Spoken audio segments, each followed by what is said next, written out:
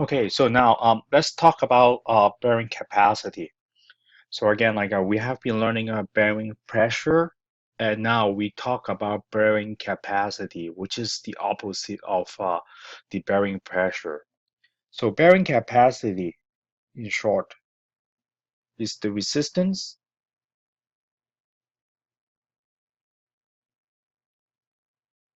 on how much loading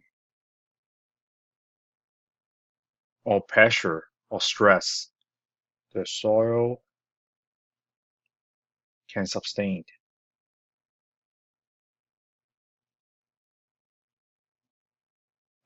underneath the foundations.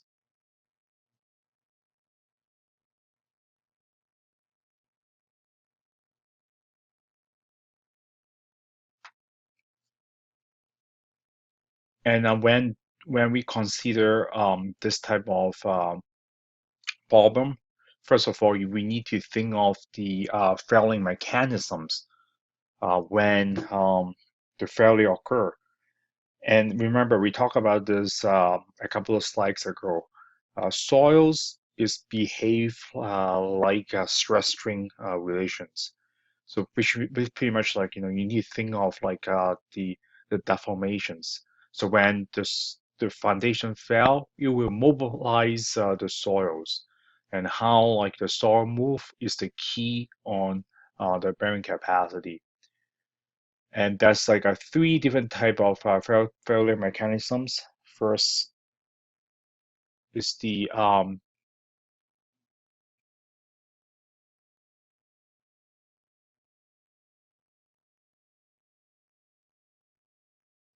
what we call the general shear type of failure mechanisms. So when this happens, the foundations will rotate,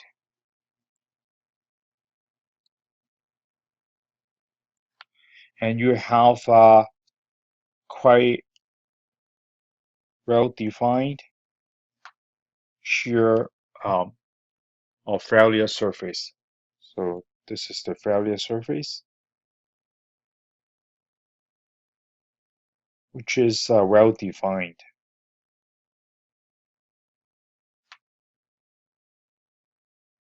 So this type of general shear mechanisms typically happens with relatively incompressible soils.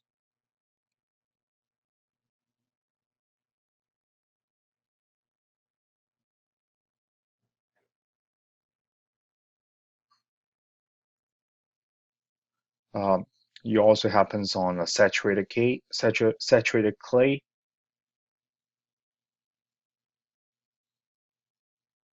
and it will happens at undrained conditions.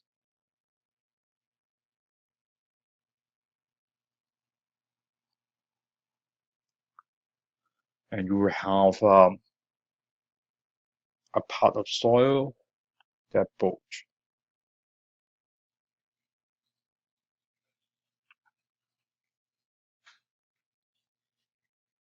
And when you think about like if this has happened on sand, so clay, this is the scenario, and for sand, typically it happens on um, a certain depth, and the depth is normalized by the width of the foundations and given relative density. So it's quite dense. And you have quite dense material with relatively like nailed or kind of like for a depth like it's not like a too deep compared to the other like failure mechanisms. So for sand type material, this type of a general shear could happen. And the second failure mechanism is the local shear. And when this happens, so this is the second type. So when this happens, you have relative like a little bulge,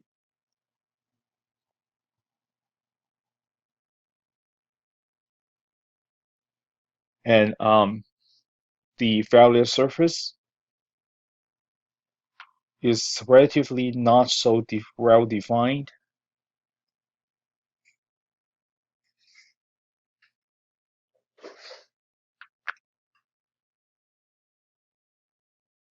And for the soil types for this happens, usually it could be relatively like a loose sand,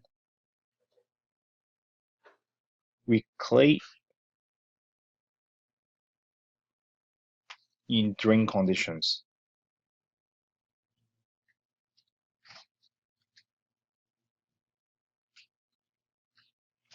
So rather than like the first one, you mobilize like a lot of soils together. This one is more local and it's more random, so that's why you don't have a very well defined failure surface. And the third type of um, failure mechanisms is what we call the punching shear. And when this happens, this is the third type, you will have a considerable settlements. So it's more like the displacements. So we will cover about this more in the next topic. So when we try to solve for each type of like a failure mechanisms, the first one we can use cold swarm solutions, which is covered by this class. So we will talk about those cold swarm solutions. And if this is the second type of failure mechanisms, we can use approximate approach.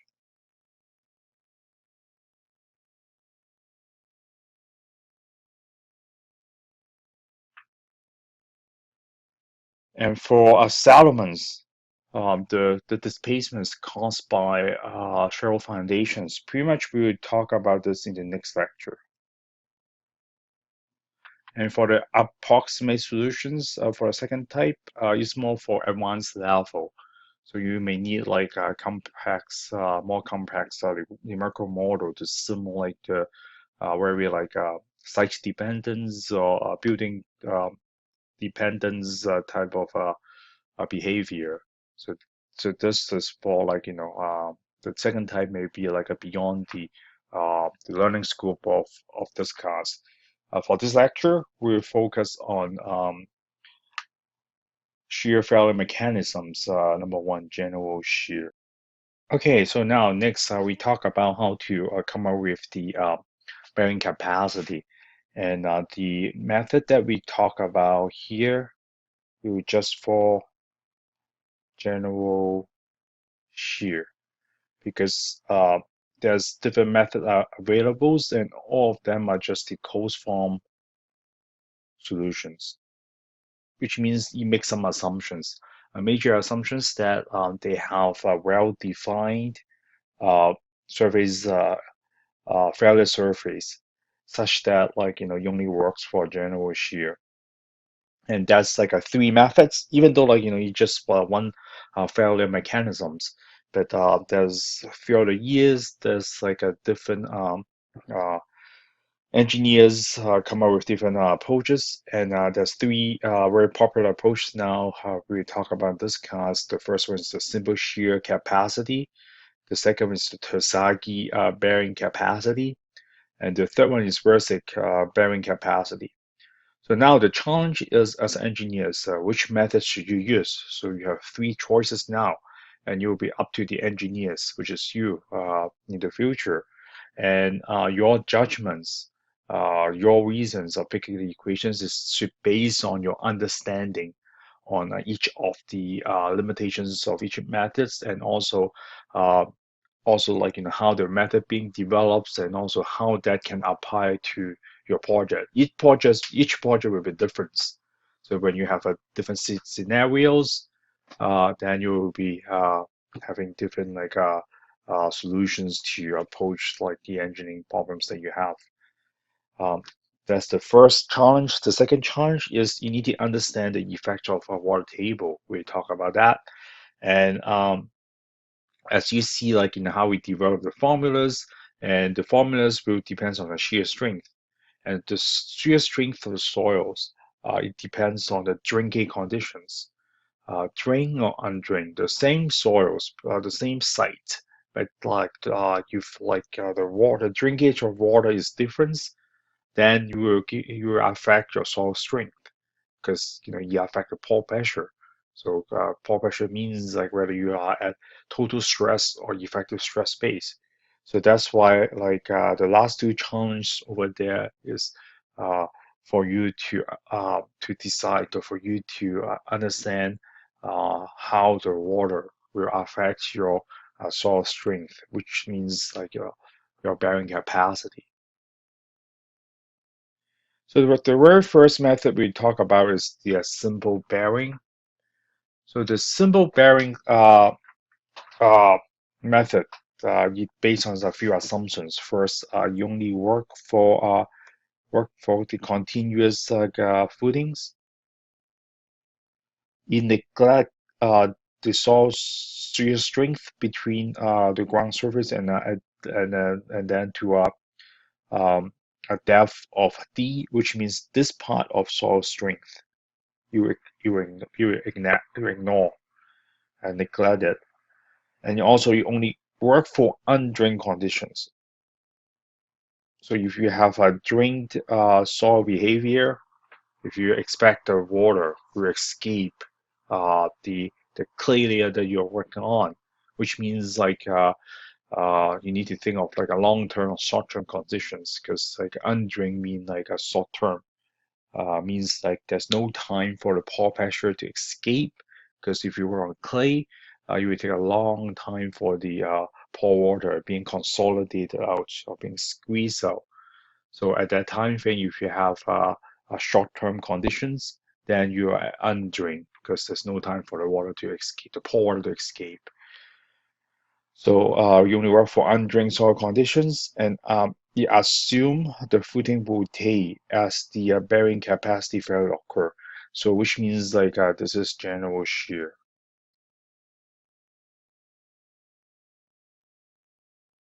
with a very well-defined failure envelope, which is here. So this is the failure envelope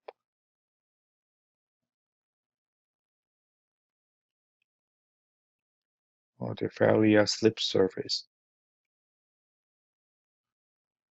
So when the loading is large enough, the whole thing, the foundations will rotate at this well-defined circle. And to set up this simple bearing, you use like a simple equilibrium approach. You take moment at point A. So this is point A right here. This is point A. So we take moment at that point. Uh, First, it has the bearing pressure. So at this point, you should be very good at between these two concepts, bearing pressure and bearing capacity. So what we try to find out now is the bearing capacity from the bearing pressure because you need a loading to fill the soils.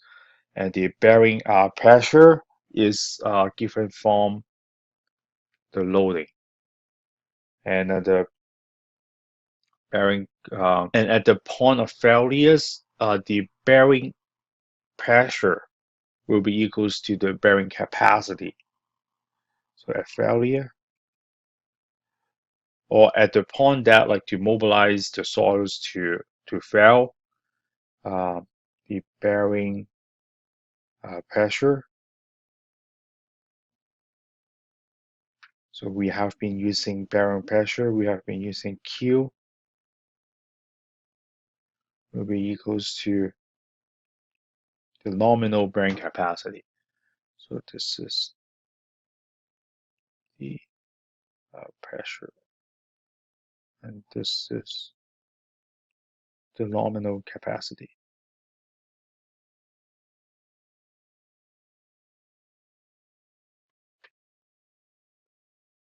So at that point, the bearing pressure equals to bearing capacity.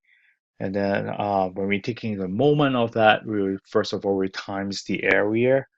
So there was a B times uh, so the width times the length, and then we take the moment. So this will be at the midpoint of the foundations. Assume that this is a concentric loading, and then like this will be half of the length of the foundations. And at the opposite side, what is like resisting this type of loading? So you will be the undrained shear strength of soil. So SU is the undrained shear strength of soils, and then times. So when you fell, the there will be frictions which give you the provide from the soil strength. Then molding, just try to mobilize the area here. So we ignore like the part that with the depth D here, but like this is the area that the soil strength being like cohesive and try to resist the loading. So if we take moment considering the resistance force provided by this area, and if you take moment about it, you will have this terms. Pretty much you're calculating surface area times the soil strength, and then times the moment arms. And then you will also have another part of soils here, the soil block. You try to resist the loading. So if you consider the effect of that, you have the stress up to the depth right there. So the stress times the area and times the moment arms. And then we take an equilibrium. So everything will be equal to 0. And if we solve for these equations, we want to solve for this part because this is the nominal capacity. So the whole purpose here is try to find this capacity, find the bearing capacity by assuming when you fell, the pressure is equals to this capacity. So if we solve for these equations, then we will get these terms. So many of them cancel out. The width and the length got cancelled out. So we are down to this formula. And we assume the n sub c is equals to 2 pi. So n sub c is the bearing capacity factors. This case is 2 times pi. So this is the equations for a simple bearing method. And n sub c here is equals 2 times pi equals to 6.28. So the concept of n sub c will become more important in the next two method.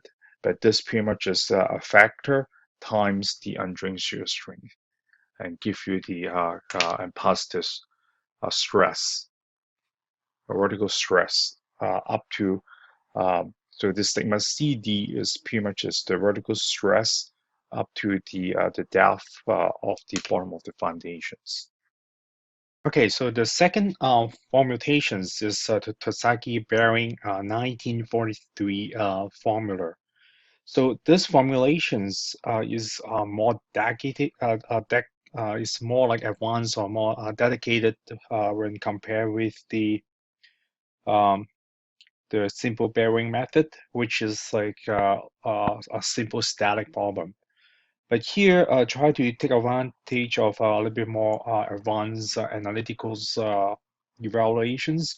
They assume the failure surface is a little bit more realistic. So pretty much it's this one.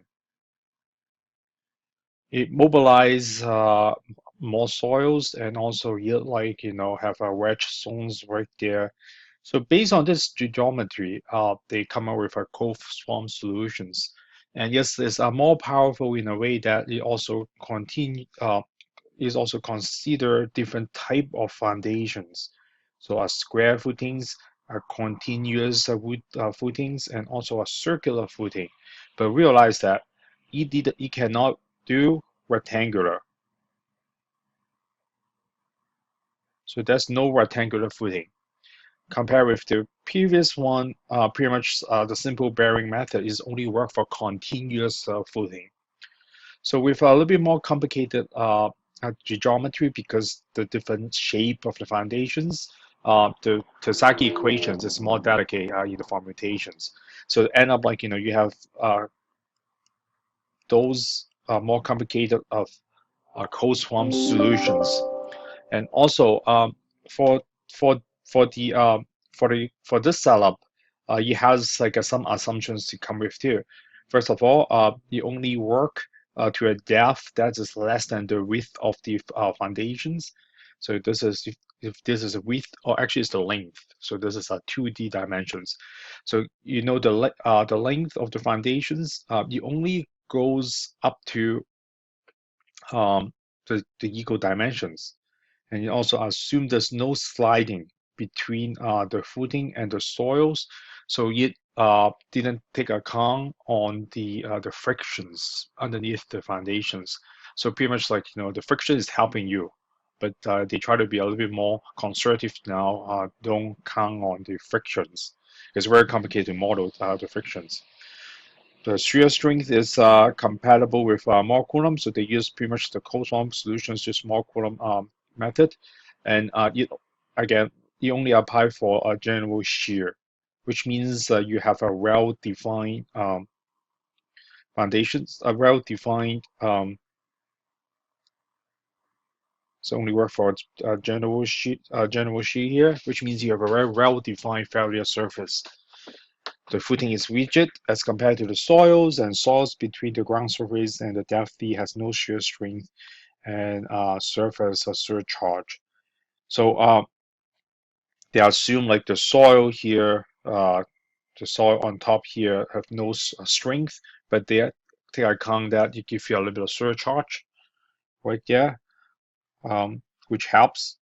Also, another limitations of this method is they assume there's no applied moment. So if you have moment, you cannot use these equations. And for different types of footings and foundations, it comes out with like the cold swamp solutions there. And you realize it comes with three terms. So you have the soil strength term. You have this terms is the depth terms, because we assume the surcharge will help you to keep the soil in place. So it contribute to the bearing capacity too. And here is the soil weight terms. For each terms, it come with a constant. So n sub c, n sub q, and also n sub lambda. So those are the Terzaghi bearing capacity factors. So if you look at those terms more closely, for the soil strength terms, it relate to the soil strength, which is the cohesions of the soil. And then like you also have the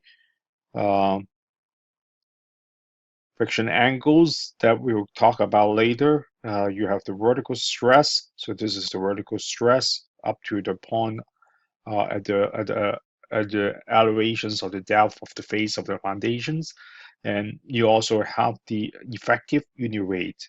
We will talk about the calculate effective unit weight when we talk about the effect of the water, of the groundwater. So that's some pros and cons on this method. The good thing is this still like relatively simple and familiar with the approach, the overall approach, but it does not consider special cases such as rectangular footings, incline loading, and also when you have very large diameters or very large like a base a depth to length ratios. So what we need is like in order to use this formula, we need to know those like Terzaghi bearing capacity factors, and those factors are given here, and it depends on the effective friction angles. So if you know your friction angles of the soils, then you can come up with those like factors, um, and pretty much also illustrate by this graph here. Okay, next we're going to talk about the ASD design method. So design of spare footings against bearing capacity failure. So what is ASD? So ASD, which make use of the factor of safety. We need to be very careful here on the terminology. So we have been learning at the beginning, Q is the bearing pressure. Pretty much this is the loading from the structure passed to the soil. So that is the bearing pressure. And we learned about the bearing capacity. And here, the bearing capacity pretty much is described as the nominal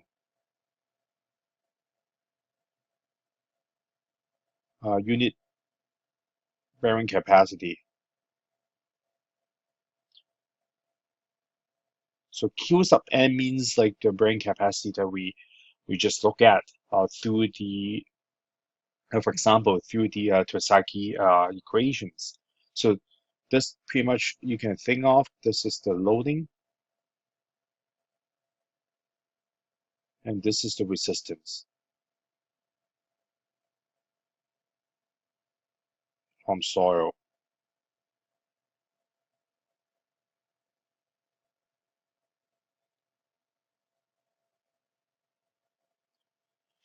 So we are always comparing the loading and the resistance, and now we bring in one more factor, which is the factor of safety. And if the nominal bearing capacity divided by the factor of safety, that is your allowable bearing capacity. So these three terms, make sure throughout this lecture and also throughout throughout the semester, be very proficient on what they mean. The concept of bearing capacity versus bearing pressure. So this is very important. And now we also bring in another terms, allowable pressure or allowable bearing capacity. This is allowable bearing capacity. So and these two are related by the factor of safety. So we try to bring in the design aspect by introducing the factor of safety. So we talk about the factor of safety here at the below, but I want you to understand the concept that the relationship between allowable pressure and bearing capacity is the factor of safety. So QA equals to QN divided by factor of safety. And this is the AST method. And at the end of the day, we compare our allowable bearing the allowable bearing capacity with our bearing pressure. We need to make sure our bearing pressure is less than or equals to the allowable pressure, which means like our loading will be less than the factor that no capacity. So factor of safety kind of will be greater than 1. So we want to make sure our structure is safe to bring in the factor of safety. You can think about that way. And factor of safety could be between typical FS values between 2 and 4, and highly depends on many different factors. So one of the design that you will be working on in the future is need to come up with the factor of safety. So either you follow the code or you follow prior experience, but you need to make the call. And to me, this is the hardest part. How to decide the factor of safety, because you need to weight in a lot of factors like the soil type. If it's a sand, then likely it will be less uncertain. It's more certain than the clay, because clay you have a lower ability. So if you're sand, you typically the FF safety maybe 2 and clay will be 4. And actually, it's not just a single factor. It's just kind of like if you're a general idea. So when you have your own project in the future, you need to factor in on all these factors and then come up with an overall factor of safety. So this is the deterministic type of analysis. So the site characterization data, whether like you have enough field investigations, you have enough like a boreholes, for example SPT or CPT, versus like you're on a limited budget, you don't have enough of informations. Uh, the software ability also matters, and importance of structures also matters. So if you have a very important structure like a hospital, or even like a nuclear plant, then you may want to have a very high factor of safety, even go beyond 4. But if you just design for a warehouse that that no not for important like a store important like a variable storage, then you want to have a factor of safety maybe even lower than 2.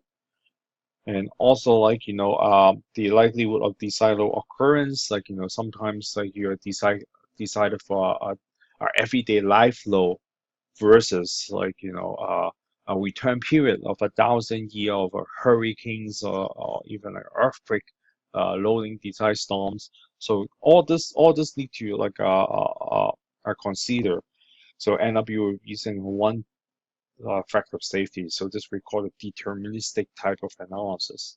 Uh, it was popular in the past, and the engineering practice actually now is trying to move away from deterministic to probabilistic approach, which you consider many different type of scenario, and you assign like a ratings and also a probability for each cases. But that would be like a way beyond the scope of this class. Deterministic is another like philosophy.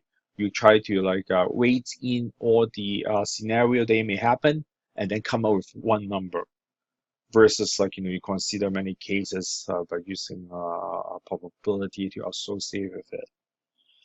So anyway, this is the ASD method on calculating the allowable strength, allowable bearing capacity, considering the factor of safety, and also making use of the nominal bearing capacity at the end of the day, and then you will get your Q sub A, the allowable bearing capacity, compared with the bearing pressure that is from the structural loading.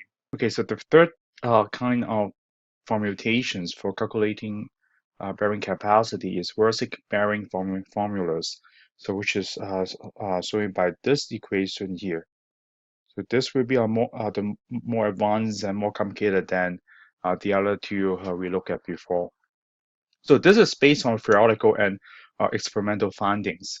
Pretty much this method is built on the Terzaghi fermentations. Terzaghi is a theoretical solutions, but it has its own limitations, such as like you cannot go too deep and you cannot have inclined foundations. You cannot deal with rectangular footings. So vertic formulations try to improve the situations. So you use a lot of experimental data to complement to test the Terzaghi equations. So compared to the Terzaghi equations, this one is more accurate and can apply to a broader range of loadings and geometry. So that's like again, that's like a three main terms, just like the Terzaghi formulations. He has the solid strength part, we also have the depth part, or the effective stress part, and also he has the soil weight. So each terms with a bunch of additional correction factors. You have the shape factors, so each of them have like 3 parameters, and also the depth factors, the low inclination factors, the base inclinations factors, and also the ground inclinations factors. So those like inclinations factors helps you to adjust both like to the foundations, or you have a structural loading that come with an angle.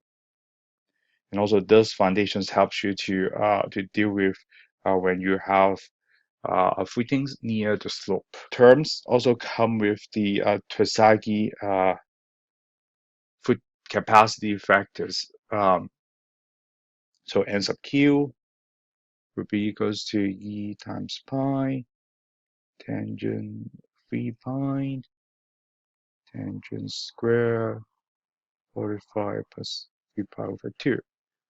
And the n sub gamma will be equals to 2 times n sub q plus 1 tangent 3 pi. N sub c equals to nq minus 1 over tangent 3 pi, or 3 pi greater than 0. And if nc equals to 5.14, then that was like a 3 pi equal to 0. Okay, so what are those correction factors? First of all, we have the shape factors, which is the S sub c b equals to 1 plus the width divided by length, and then those Terzaghi bearing capacity factors, n sub q's and n sub c.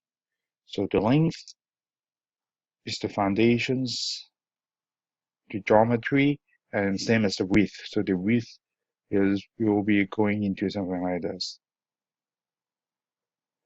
So here, this part is the width. So that's why like this vertic formulations can take care of the rectangular footings.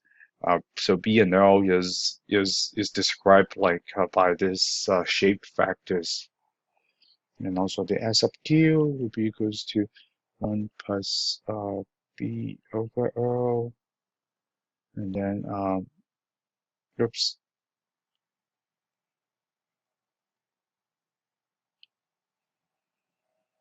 and tangent 3 pi, and S gamma equals to 1 minus 0.4 times B over L.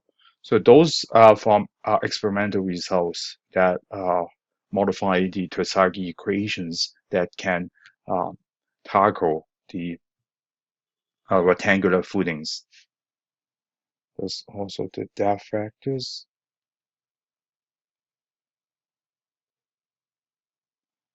So now we have the D sub C equals to 1 plus 0.4 times K.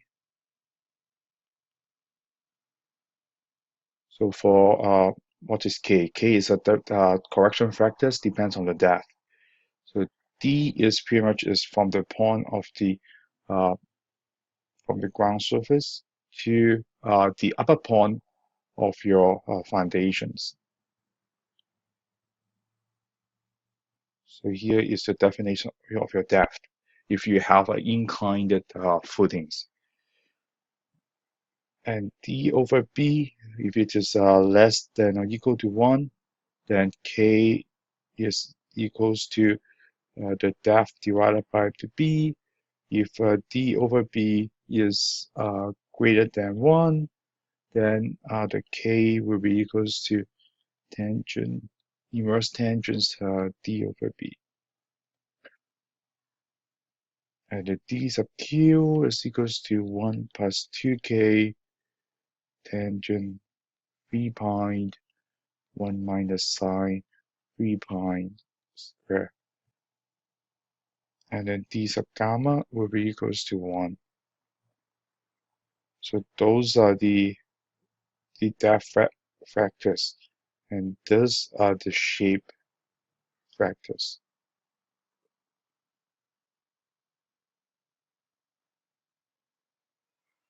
So furthermore, what about the inclinations?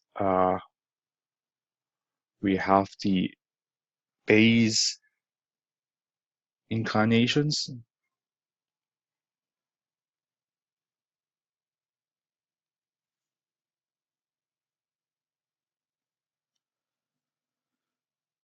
So we have our B sub C will be equals to 1 minus alpha divided by 147 degree. And alpha is the base inclinations angle at the foundation footings.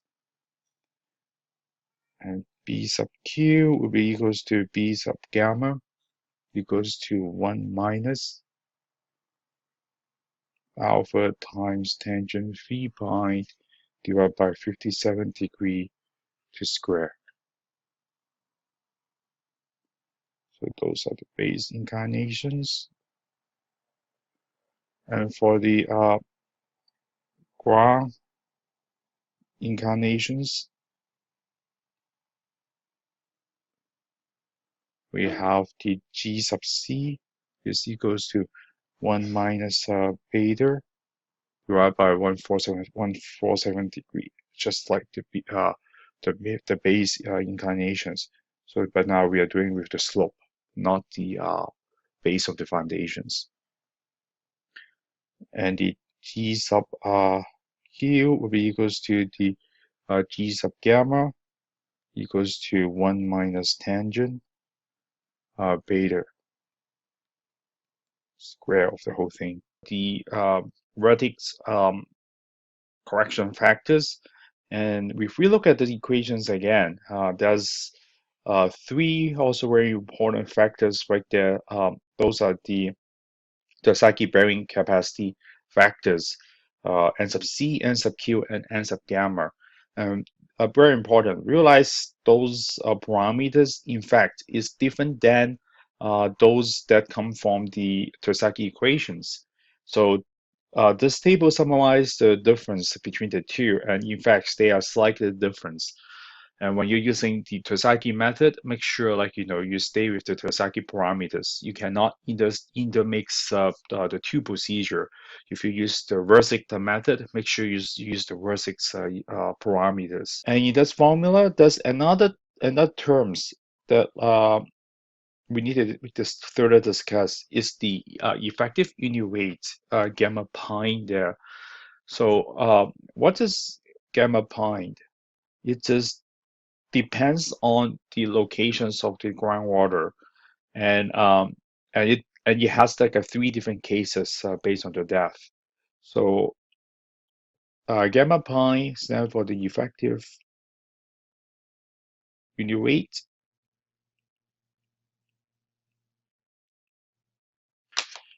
and gamma is the total unit weight.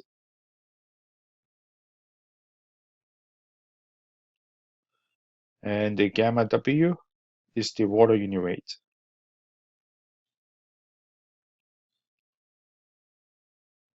Which is a constant. So this is equals to 62.4 pound per cubic feet, equals to 9.81 kilonewtons per meter cube. And this effective unit weight is a function of groundwater depth,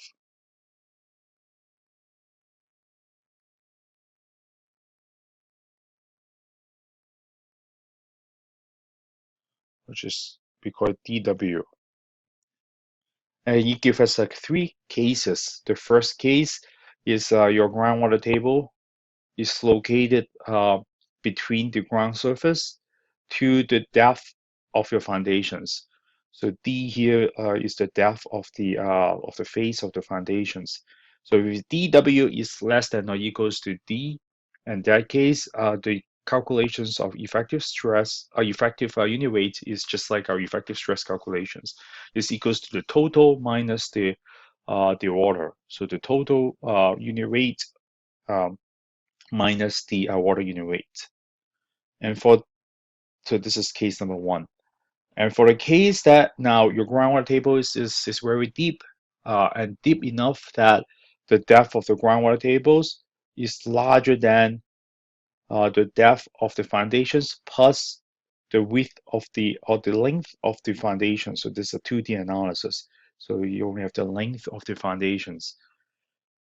So in that case, we will say the groundwater table is deep enough such that the unit weight is equals to the total weight. So the water has no effects. And things got a little bit more complicated when your groundwater tables is kind of like in between case 1 and case 3. So it is less than um, the depth of uh, D plus B, and also is greater than just the depth of foundations, which is somewhere in between here and here. So this is the case too. So if you just are in between those like two depths, then this is your calculations of the effective unit rate. Relies on the factor of safety. And this low and resistant factor design method is more like a structural method. It has 6 steps. So the first steps is to calculate the Q sub n, the bearing capacity, from something like the Terzaghi equations, or from the Vesic equations. So after you calculate the Q sub n, then you will multiply that by the area. Then you will get the nominal downward load capacity. And beware that when you have uh, eccentric loading, especially like a two-way eccentric loading, then you need to calculate the equivalence area to account for the loading offset. After that, you will find out the resistance factors. You can crack the ASCE manuals or the ASHTOS manuals, depends on your design scenario. You will find the resistance factor. This is kind of like the factor of safety, the same idea, but like, this is from the structural side. And then you will calculate the P sub U, which is the affected column load. Um, and also then like you will compute the effective weight of the foundations, which is the gamma D times the weight of the foundations, and gamma D is the load factor. So I would say like, this pretty much is from the structural side. And then after that, you will compare the two. So with the resistance factors timesing um, the loading demand, the loading capacity, then you will have kind of like the soil bearing capacity. It's like the allowable, actually, it's like the allowable soil bearing capacity that just like the ASD method. And here is your structural demands. So kind of like the bearing stress, or the bearing pressure from the structure passing to the foundations and then to the soil. So similar concept, but like, different language. You have the three factors, and it's more like compatible with the structural size of design. So in this class, we will focus more on the ASD method, but I want you to be aware, this kind of designed approach is also available. And this table shows you the common like resistant factors based on different scenario. And this is from the ASHTOS manuals, just give you an idea. So oftentimes you got a factor of safety about like a half. So so you get like a half of uh, resistant factors. If you convert that kind of like a factor of safety, it's kind of like a factor of safety of 2. And if you have more like a control scenario, like if this is on sand and also precast concrete, your resistance factors is kind of high.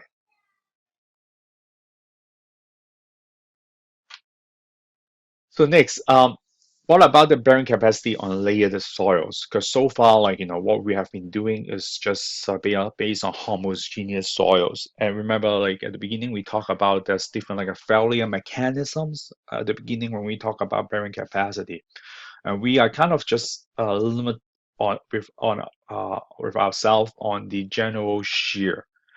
And if you have a local shear or punching or failures, there will be like a more complicated scenario that we'll talk about later, or maybe even beyond this class. We just talk about general shear that create a very well-defined failure surface. And so far we just talk about like the failure surface cut through homogeneous soils. But what happens? You have a layered soil system, which is very likely you will have in in the real world, because in the real world, soil profiles, when you do your site investigation program, is kind of like layers and after layers. So if your failure surface is cutting through two type of soils, so what should you do? So that's different like approach. So which approach should you use? It depends on design, and also you need to apply the judgments when you're practicing. So the first available options is you will use the lowest values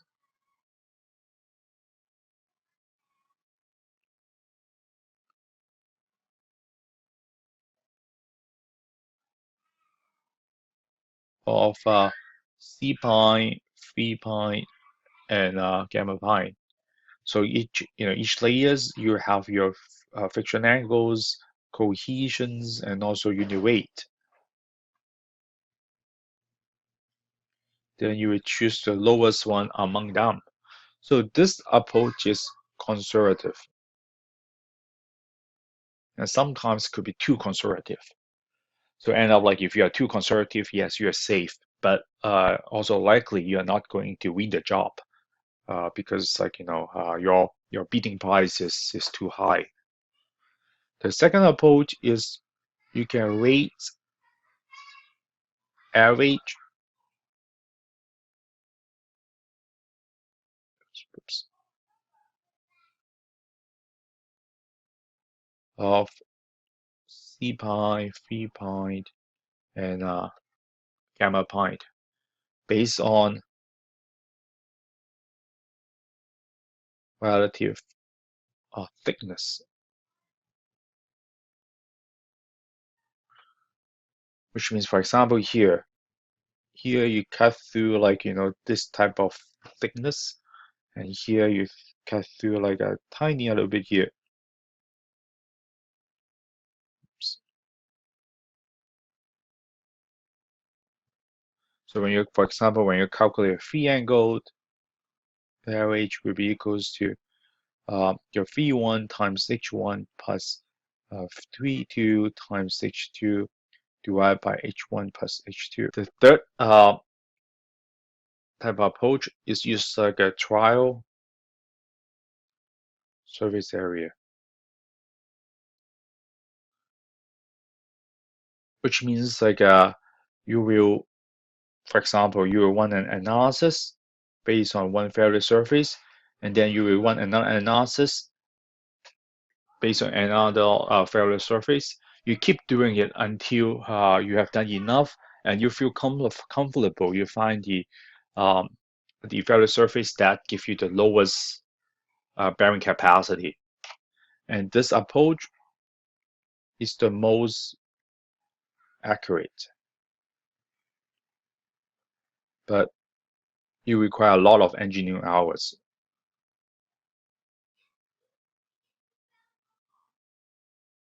So those options are available, and which method to use, you'll be your call in the future.